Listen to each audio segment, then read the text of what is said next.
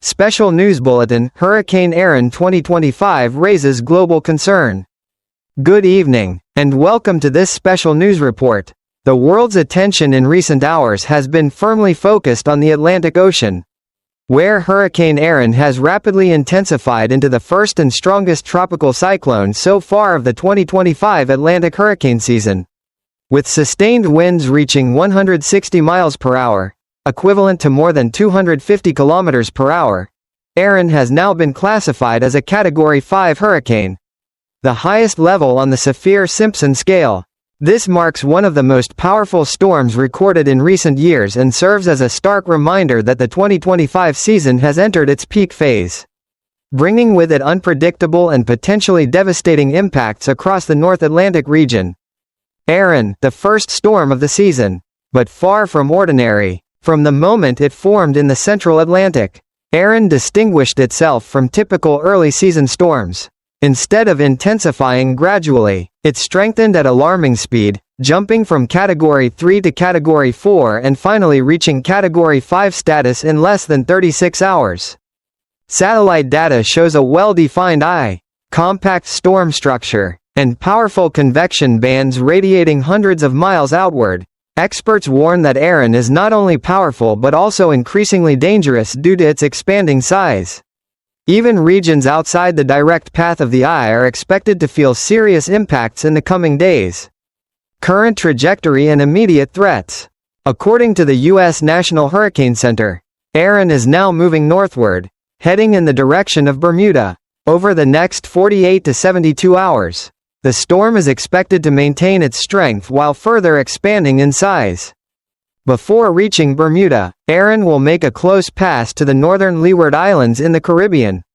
This puts Puerto Rico, the Virgin Islands, and surrounding smaller islands at risk of heavy rain, dangerous surf, and gusty winds. Waves as high as 15 to 20 feet, 4 to 6 meters, are likely, posing threats of coastal flooding and maritime disruption. In Bermuda, authorities have already issued early warnings. Residents have been urged to prepare for the possibility of life-threatening conditions by the start of next week. With storm surges, large swells, and destructive winds expected, anticipated impact on the United States. A key question remains: will ERIN make landfall in the U.S.? Current models suggest the likelihood of a direct hit is low. However, that does not mean the eastern seaboard can relax. The entire U.S. East Coast, stretching from Florida to New England, will feel indirect impacts. North Carolina, South Carolina, Virginia, and Maryland are particularly vulnerable to strong rip currents, dangerous surf, and elevated tides. Coastal communities are being warned of life-threatening beach conditions and the need to avoid water activities. Additionally, scattered rainfall along the mid-Atlantic and Northeast could lead to localized flooding in urban coastal zones. U.S. airlines are preparing for potential flight delays and cancellations in the coming days due to weather disruptions. Perhaps most concerning is ERIN's expanding size. A hurricane of this scale, even when offshore, can generate prolonged strong winds, disrupt shipping lanes, and create hazardous conditions for ports and maritime trade across the Atlantic corridor. Canada on high alert. While the United States may only face indirect effects, Canada could be ERIN's final destination.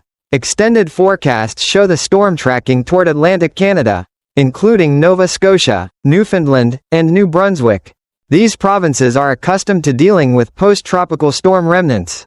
But ERIN presents a far greater challenge. Even if it weakens slightly in cooler waters, ERIN is still expected to deliver winds exceeding 75 miles per hour, 120 kilometers per hour, widespread heavy rain, and the potential for major disruptions. The consequences could include widespread power outages, transportation shutdowns, coastal flooding, and fallen trees. Canadian officials are urging residents not to underestimate the storm, emphasizing that ERIN is far stronger than most systems that usually reach this far north. A scientific warning. Meteorologists highlight that ERIN's intensity is yet another alarming example of climate change at work. Warmer than average ocean temperatures provide the fuel hurricanes need to intensify quickly, and ERIN is proof of how dramatically storms can explode in strength in just a matter of days. In recent years, there has been a clear trend: storms are intensifying faster, maintaining peak strength for longer, and becoming harder to predict. ERIN underscores the urgent need for improved forecasting systems and stronger coastal resilience measures.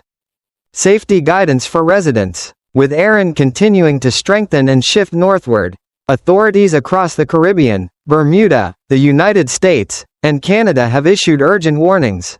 Avoid all maritime activities over the coming days, including fishing, swimming, and sailing. Households in coastal areas should stockpile essential supplies such as food, clean water, flashlights, and fuel. Closely monitor weather updates and follow evacuation orders immediately when issued by local officials.